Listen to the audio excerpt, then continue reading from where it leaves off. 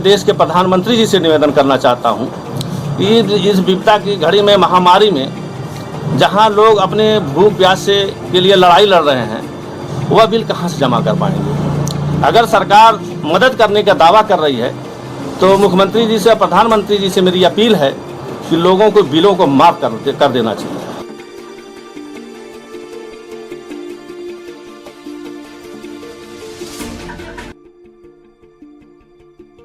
आजमगढ़ जिले में सपा नेता इसरार अहमद का जरूरतमंदों की मदद करने का सिलसिला लगातार जारी है।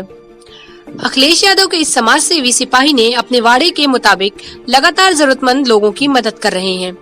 साथ ही लोगों को समझा भी रहे हैं कि लॉकडाउन का पालन करें, अपने घरों से बाहर ना निकलें, सोशल डिस्टेंस का पालन अवश्य करें। इन हिदायतों के साथ इसरार अहमद ने आज छतवारा के कलंदर बस्ती में 40 लोगों को खाद्य सामग्री देने के बाद सिधारी थाना अंतर्गत डुगडुगवा गांव पहुंचे, जहां पर गांव के ग्राम प्रधानपति अब्दुल मतीन के आवास पर इसरार अहमद ने 35 लोगों को राशन देने के साथ ही 7 लोगों को आर्थिक सहायता भी दी।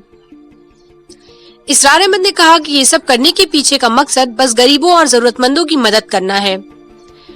साथ ही मेरी ख्वाहिश है कि और भी लोग समाज से आगे आएं। इस वक्त इन जरूरतमंदों को हमारी बेहद जरूरत है।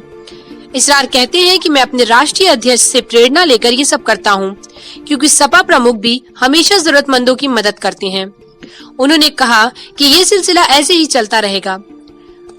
बताते चले कि इसरार अहमद का ये प्रयास अब तक के सबसे अनोखा प्रयोग है, जिससे इसरार ने बिना कोई गैप किए प्रत्येक दिन लोगों की मदद की है। जब से लॉकडाउन हुआ है तब से, और ये सिलसिला आगे भी ऐसे ही चलता रहेगा। आप प्रत्येक दिन राहत सामग्री के रूप में राशन वितरण कर रहे हैं, तो उसके पीछे क्या उद्देश्य होता है? उसके पीछे उद्देश्य इतना है कि भगवान ने हमको, अल्लाह ने हमको दिया है, तो अल्लाह ने ये भी किया है कि अगर मैं माल आपको देता हूँ तो ज़रूरतमंदों तक आप अपना माल भी खर्च करिए और पहुँचाइए। तो कोशिश मेरी यही है कि उसमें से जो भी जितना भी हो सके सबाब का काम हम लोग कर लें। आज यही वक्त है लोगों के साथ खड़ा होने का। अगर आज हम नहीं खड़े होंगे तो फिर हम भी गुनाहगार होंगे, अल्लाह के जवाबदेह होंगे कि आपको हमने दिया था तो आपने गरीबों में क्यों नहीं तकसीम किया।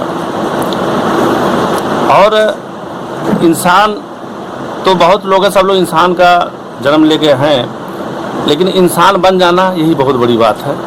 इंसान बनने की कोशिश कर रहा हूँ, इंसान होने का फर्ज निभाने की कोशिश कर रहा हूँ, और जहाँ तक होगा इंशाल्लाह निभाता रहूँगा। तो आज किन किन क्षेत्रों में आपने राशन वितरण किया? आज ये ताबरपुर ब्लॉक के अंतर्गत विधानसभा सदर में छतवारा गांव में 40 लोगों को दिया गया, और ये डुगडुगवा में बैठा हूँ, यहाँ भी 35 लोगों को राशन वितरण किया जाएगा। 35 लोग जी। जो आप राशन की किट दे रहे हैं उसमें मुख्यतः कौन कौन सी चीज़ें होती हैं? देखिए, मैं तो पूरा दे रहा था, दाल, चावल, आटा और नमक और जो है तेल सब दे रहा था, लेकिन इधर 2-3 दिन 15 तारीख से चावल वितरण हो रहा है, इसलिए चावल रोक के मैंने आटा बढ़ा दिया, आलू भी बढ़ा दिया, और मैंने कहा कि ये चीज़ घटी है तो ये बढ़ा दो इन लोगों, ताकि कुछ दिन ले चले।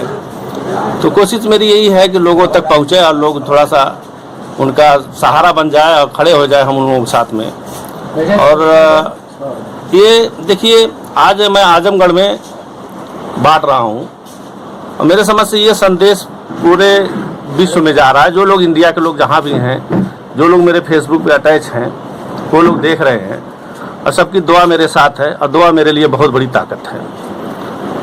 आज यहाँ पर आजमगढ़ में मेरे समझ में नहीं आ रहा है कि समाजवादी पार्टी के लोग हैं, बीजेपी के लोग हैं, बहुजन समाज पार्टी के लोग हैं, क्या कर रहे हैं, कैसे कर रहे हैं। अगर कर रहे हैं तो बहुत बहुत शुक्रिया, नहीं कर रहे हैं तो मैं अपील करूंगा कि आप लोग जाग जाइए, लोगों की मदद करिए। सियासत में अगर हार होती है तो शान जाती है, मैदानी जंग में हार होती है तो जान जाती है। ये मैदानी जंग है, इसमें मैं चाहता हूं कि लोग अपनी जीत हासिल करें और सबके साथ खड़े हों।